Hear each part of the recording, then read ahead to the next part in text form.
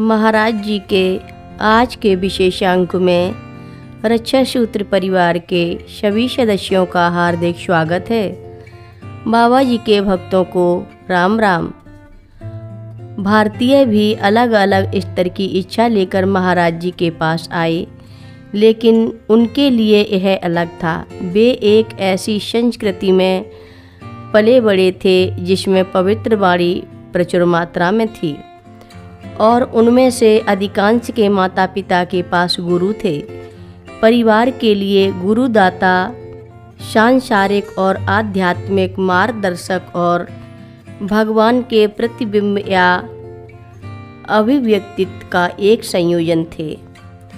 वे अक्सर महाराज जी को एक आदमी के रूप में अधिक और भगवान के रूप में कम मानते थे, और फिर भी उसी समय वे अधिक आसानी से उनके सामने आत्मसमर्पण कर देते थे। उनके लिए समर्पण हमारे जैसा अहंकार का निजी मामला नहीं था। महाराज जी के कुछ निकटतम भारतीय भक्तों द्वारा वर्णित प्रारंभिक मुलाकातों की कहानियों के समूह में संस्कृति के अंतर और खुलेपन और प्रेम की समानता दोनों स्पष्ट है। महाराज जी से मेरी पहली मुलाकात कई साल पहले भोपाली में हुई थी। महाराज जी अक्सर वहाँ एक निश्चित माँ के घर जाते थे। मैंने उनसे कहा कि मैंने उनके बारे में सुना था, लेकिन उनसे कभी मिला नहीं था, और मैंने उनसे पूछा कि अगली बार जब वह आए तो मुझे बताना।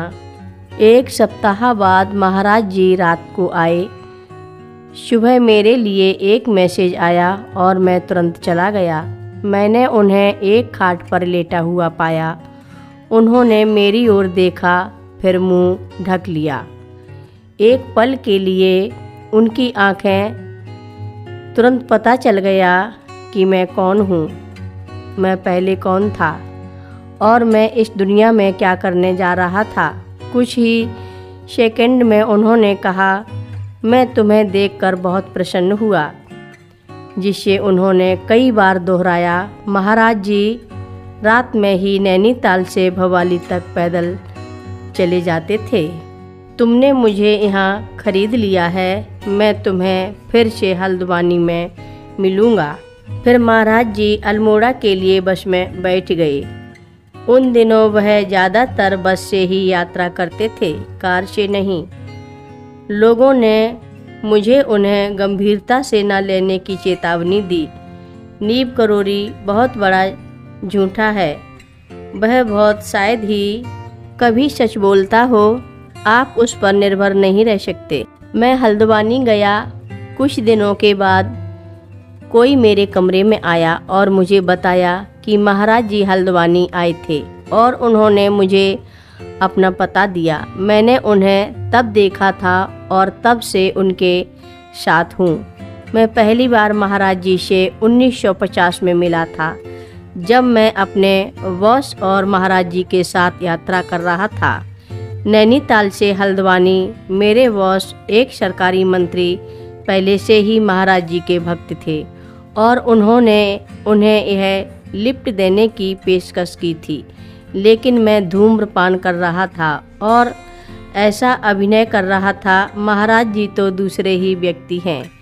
1958 में मेरी माँ की मृत्यु के बाद मैं छुट्टियों पर अपने पिता के साथ भवाली में था।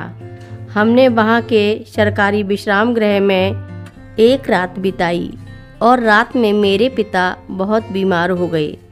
उन्होंने भवाली के डॉक्टर को बुलाया, जिसने उन्हें एक इंजेक्शन दिया, लेकिन कोई फ़ायदा नहीं हुआ। अगले दिन नैनीताल से डॉक्टर आई और कहा कि उन्हें एक आपातकालीन पित्ताशय के ऑपरेशन की ज़रूरत है।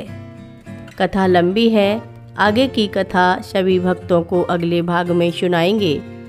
हर रोज़ महाराज जी की कथाएं सुनने के लिए रक्षा सूत्र चैनल को सब्सक्राइब करें, शेयर करें और लाइक करें। घंटी बजाना ना भूलें। कमेंट बॉक्स में लिख भेजें, जय नीव करोरी बाबा जी महाराज। सभी भक्त मिलकर बोलो, नीव करोरी बाबा जी महाराज की जय जय बोलो, कैंची धाम की जय जय बोलो।